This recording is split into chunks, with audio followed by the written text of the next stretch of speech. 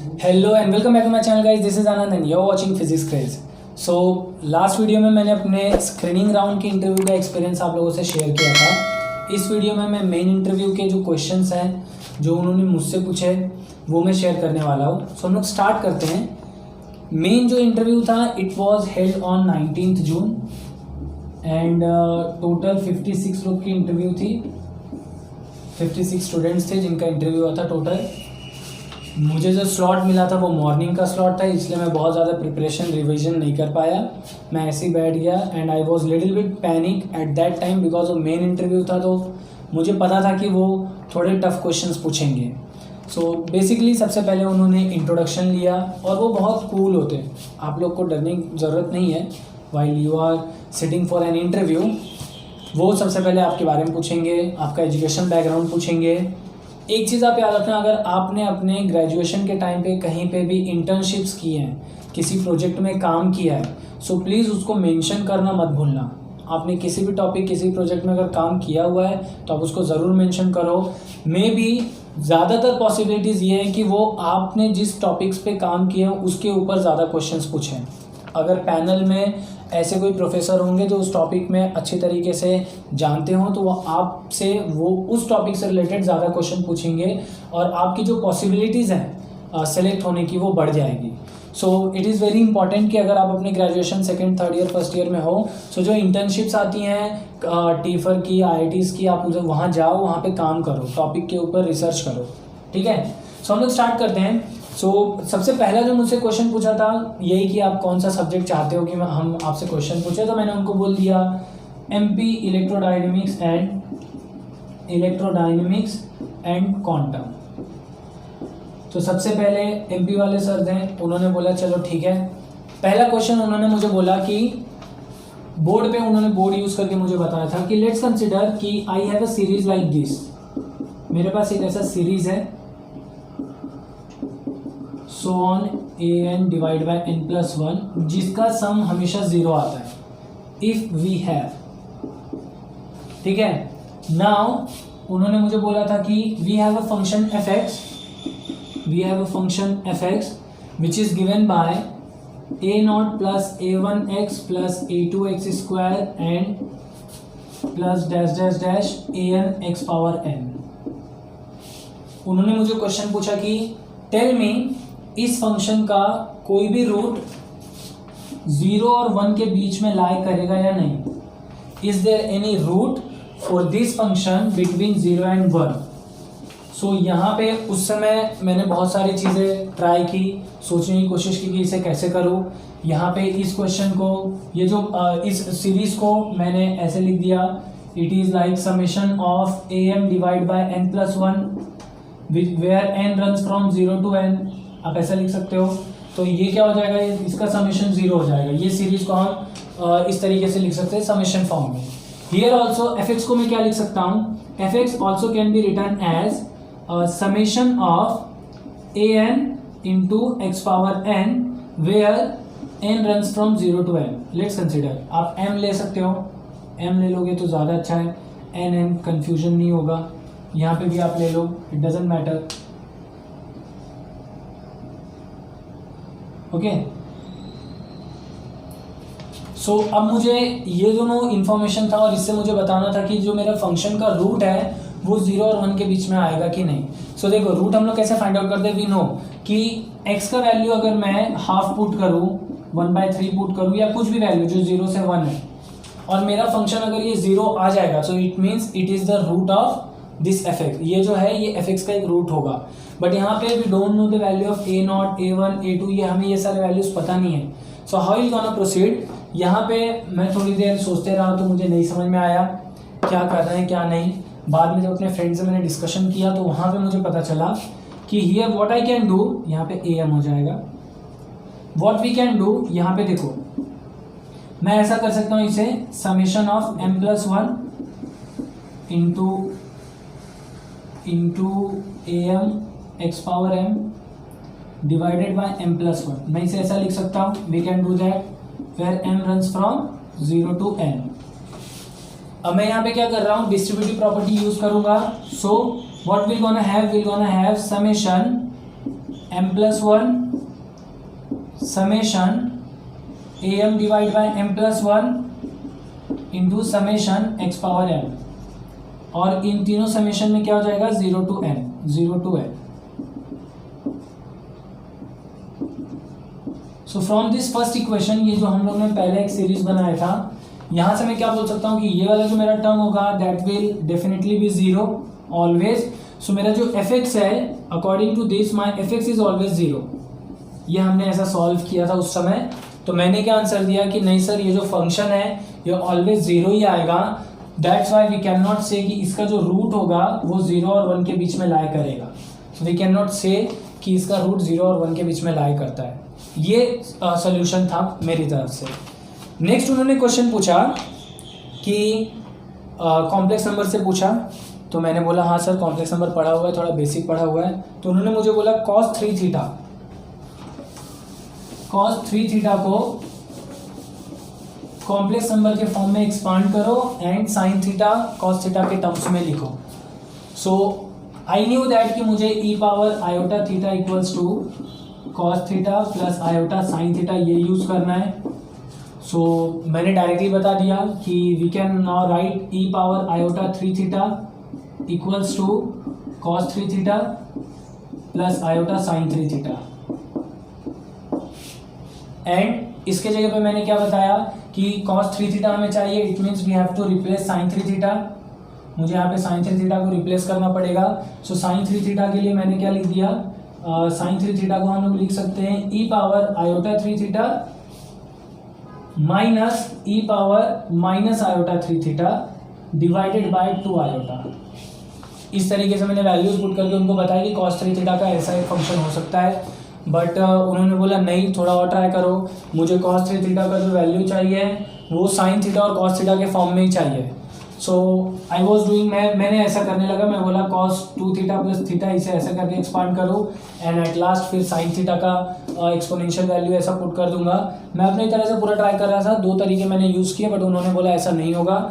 सो ये चीज़ हमेशा याद रखना, अगर आप किसी क्वेश्चन को कर रहे हो, उन्होंने आपको कोई क्वेश्चन दिया, आपने एक तरीके से ट्राई किया, दूसरा तरीका ट्राई किया, आपसे नहीं हो रहा है तो आप उनको साफ साफ बोल सकते हो कि सर मुझे नहीं समझ में आ रहा है कि अभी से कैसे प्रोसीड करना है। अगर उन्होंने कोई हिंट दिया तो अच्छी बात है, नहीं दिया सो कोई बात नहीं, इससे कोई बैड इफेक्ट आपका नहीं पड़ेगा। आप बस बेमतलब का टाइम कंज्यूम मत करते जाओ। अगर आपको नहीं समझ में आ रहा है कैसे प्रोसीड करना है, सो लेट इट बी। उन्हें बस ये देखना है कि आपको जब कोई क्वेश्चन मिलता है तो आप उस चीज़ को अप्रोच कैसा करते हो उस चीज़ को सॉल्व करने के लिए, दैट्स इट। वो ये नहीं देखेंगे कि आपका फाइनल आंसर करेक्ट आ रहा है या नहीं। फाइनल आंसर करेक्ट आ गया तो that is good, but always remember कि वो आपका अप्रोच देखना चाहते हैं, आप किस तरीके से अप्रोच कर सकते हो, कितने तरीकों से। ओके, सो ये क्वेश्चन तो मुझसे हुआ नहीं तो मैं और पैनिक हो गया। उन्होंने फिर बोला ठीक है, थोड़ा मैथमेटिकल से हटने के लिए उन्होंने मुझसे मैकेनिक्स पूछना स्टार्ट किया। और मैकेनिक्स का उन्होंने सबसे पहला जो मुझे क्वेश्चन पूछा वो ये था कि if we have a steel ball, let us consider, अगर एक स्टील बॉल है हमारे पास, इसका मास है m,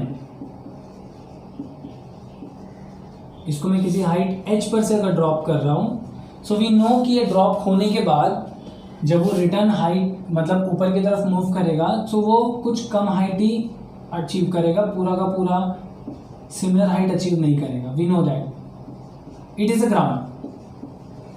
सो उन्होंने मुझे बोला कि what is the reason behind it, means इसके बीच में ऐसा रीज़न क्या है, क्यों ऐसा होता है।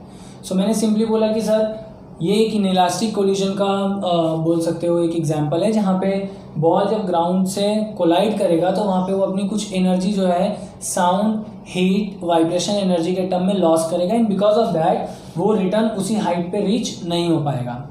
तो उन्होंने बोला इसका कोई टेक्निकल वर्ड, तो मैंने उनको बताया यस, इसे हम कोएफिशिएंट ऑफ रेस्टिट्यूशन से मेजर करते हैं। तो उन्होंने बोला अच्छा ठीक है। उन्होंने फिर मुझे एक क्वेश्चन पूछा कि लेट अस कंसिडर मेरे पास सेम मास वाले 3 अलग अलग मटेरियल के बॉल है। एक लेट्स कंसिडर मार्बल है और एक लेट्स कंसिडर वुड है। Okay, so steel ball, marble and would, तीनों का जो मास है वो सेम है, शेप अलग हो सकता है। तीनों को अगर मैं सेम हाइट से ड्रॉप करूँ तो आपको क्या लगता है तीनों में से कौन सा बॉल जो है वो ज़्यादा हाइट अटेन करेगा? तो मैंने बोला कि sir according to me steel ball ज़्यादा करना चाहिए बिकॉज इसका कोएफिशिएंट ऑफ रेस्टिट्यूशन ज़्यादा है, तो ये ज़्यादा हाइट तक ऊपर अचीव करेगा after colliding to the ground. तो उन्होंने बोला आपको और क्या लगता है रीजन इसके पीछे क्या है। सो मैंने बताया कि सर जो मैंने आंसर दिया उस समय मेरे दिमाग में ये आ रहा था, मैंने बोल दिया sir because it is a rigid body compare to other, दोनों के कंपेरिजन में ज़्यादा रिजिड बॉडी है, एंड बिकॉज और it is a metal also, so because of that reason we can say कि ये ज़्यादा हाइट अटेंड करेगा, इसका कोएफिशिएंट ऑफ रेस्टिट्यूशन भी ज़्यादा है। तो उन्होंने बोला यस करेक्ट आंसर है। फिर उसके बाद वो मैकेनिक्स में मुझसे उन्होंने और कोई क्वेश्चन नहीं पूछा, ये 3-4 क्वेश्चन बस पूछ के वो स्टॉप हो गए। फिर उन्होंने दूसरे टीचर को मतलब प्रोसीड करने बोला जो क्वांटम मैकेनिक्स था। तो सबसे पहले क्वांटम मैकेनिक्स वाले जो मुझे सर मिले थे उन्होंने मुझसे पूछा कि do you know about harmonic oscillators. तो मैंने बोल दिया sir while preparing for this entrance exams मुझे सिर्फ एनर्जी आइगन वैल्यू का फॉर्मूला पता है बस, क्योंकि उसमें रेजिंग ऑपरेटर लोअरिंग ऑपरेटर बहुत सारी चीज़ें होती हैं। एच.सी. वर्मा की बुक को मैंने रिफ़र किया था। सो मैंने उन्हें बोला सर मुझे एक्चुअली हार्मोनिक ऑसिलेटर के बारे में ज़्यादा नहीं पता है, and it is safe to say अगर आपको कोई चीज़ नहीं आती है तो आप उनको साफ साफ बोल दो सर मुझे ये टॉपिक नहीं आता। तो उन्होंने बोला आपको फिर क्या आता है। मैंने बोला सर बेसिक स्टार्ट का जितना भी है potential 1D potential 2D potential ये सारी चीज़ें मुझे आती हैं। तो उन्होंने बोला अच्छा ठीक है मुझे बताओ एक एक्सेप्टेबल वेव फंक्शन की क्या प्रॉपर्टीज़ होती है, acceptable wave function. So I told him कि it should be continuous everywhere. तो उन्होंने बोला अच्छा क्यों ऐसा। सो उस समय मेरे दिमाग में जो रीज़न आया मैंने बोला कि sir wave function defines all the properties of a particle. तो अगर हमें किसी भी चीज़ का प्रोबेबिलिटी वैल्यू आप बोल सकते हो एक्सपेक्टेशन वैल्यू भी फाइंड आउट करनी है तो हमें वेव फंक्शन पे ही ऑपरेट करना पड़ता है। So if I just operate momentum operator, if I just operate this psi और वेव फंक्शन यूजिंग मोमेंटम और एक्स डायरेक्शन में मैं 1D केस कंसिडर कर रहा हूँ। So we know that it is given by minus iota h का d by d x psi. ये ऐसा हो जाएगा मैथमेटिकल इसका फॉर्मुलेशन।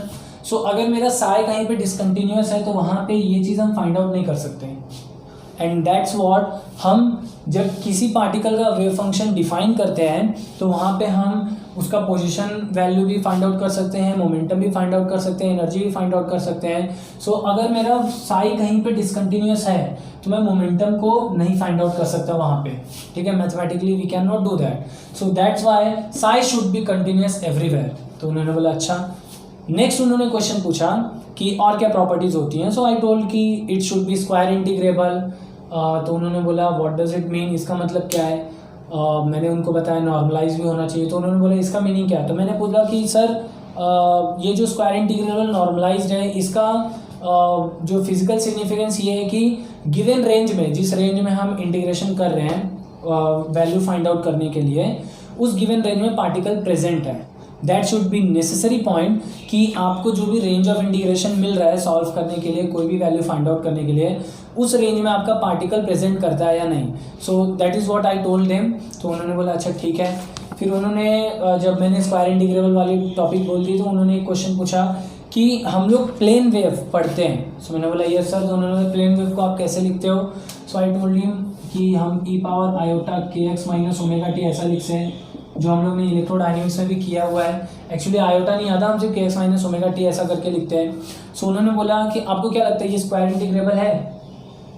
क्योंकि मैंने यही रिप्रेजेंट कर दिया था, उन्होंने यही पूछ लिया कि ये स्क्वायर इंटीग्रेबल है। तो मैंने बोला यस सर ये है, क्योंकि जब हम लोग सॉल्व करेंगे इसे सो वी नो दैट कि स्क्वायर इंटीग्रेबल में अगर प्रोबेबिलिटी हमें फाइंड आउट करनी होती है तो it is given by Sai square D tau, ठीक है। तो यहाँ पे जो साई स्क्वायर है it is given by Sai star Sai, Sai star Sai. तो ये जो साई स्टार है इट इज़ अ कॉन्जुगेट, तो यहाँ पे क्या हो जाएगा माइनस आ जाएगा। तो इसको मैं कैसे लिख सकता हूँ, मैं इसे लिख सकता हूँ माइनस आयोटा के x minus omega T and into E power iota के एक्स माइनस ओमेगा टी। तो यहाँ पे देखो ये जो माइनस आयोटा है प्लस आयोटा है ये कैंसिल आउट हो जाएगा, ई पावर 0, मुझे आंसर 1 आएगा। तो मैंने बोला यस सर ये स्क्वायर इंटीग्रेबल है। तो उन्होंने बोला अगर ये आयोटा नहीं होगा तब ये हो सकता है, पॉसिबल है क्या। तो मैंने बोला नहीं सर ये नहीं हो सकता। तो उन्होंने मुझसे रीजन और पूछा, थोड़ा मैथमेटिकल मतलब वो ज़्यादा डीप में जाना चाह रहे थे। मैंने बोल दिया सर मुझे इसके बारे में अब इससे ज़्यादा मतलब मेरे दिमाग में कुछ नहीं आ रहा है, तो मैं ये आंसर नहीं दे पाऊँगा, मुझे नहीं समझ में आ रहा है कि अब मैं इसके साथ क्या करूँ। सो दे टोल्ड ठीक है कोई बात नहीं। फिर इतने क्वेश्चंस हो गए उनके, हर टीचर ने आई गेस 3-4 क्वेश्चंस पूछे थे। एंड आफ्टर दोज क्वेश्चंस जब फाइनलाइज हो गया, उन्होंने बोला ठीक है थैंक यू फॉर योर मतलब टाइम वगैरह सारी चीज़ें करके उन्होंने वीडियो कॉल ये कैंसिल कर दिया। बस यही था इंटरव्यू। और इसके बाद हमें मेल आया कि हमारा जो रिज़ल्ट आएगा that would be I guess उन्होंने ऐसा लिखा था जुलाई 15 तक आएगा, उससे पहले आ जाएगा, जुलाई 15 को आएगा, आई डोंट नो।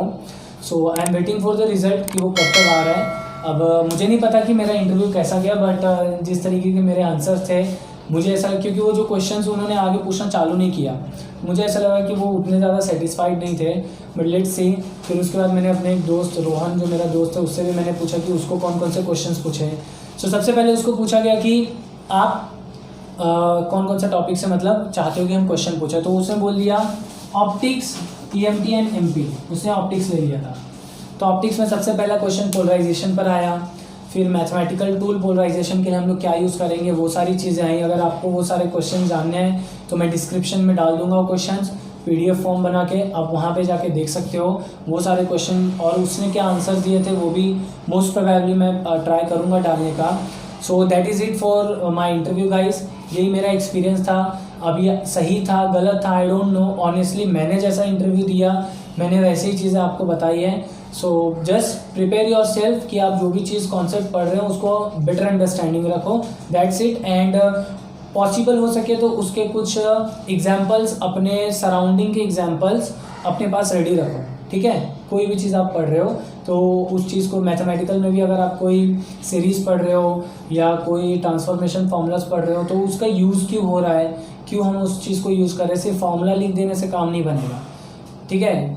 तो ये सारी चीज़ें आपको समझना ज़रूरी है। और ये सारी जो एग्जाम्पल्स है आपके दिमाग में पहले से रहना ज़रूरी है, तभी आप जब इंटरव्यू फेस करोगे तो तुरंत आपको आंसर आएगा कि हाँ इस टॉपिक से रिलेटेड ये एग्जाम्पल्स हैं।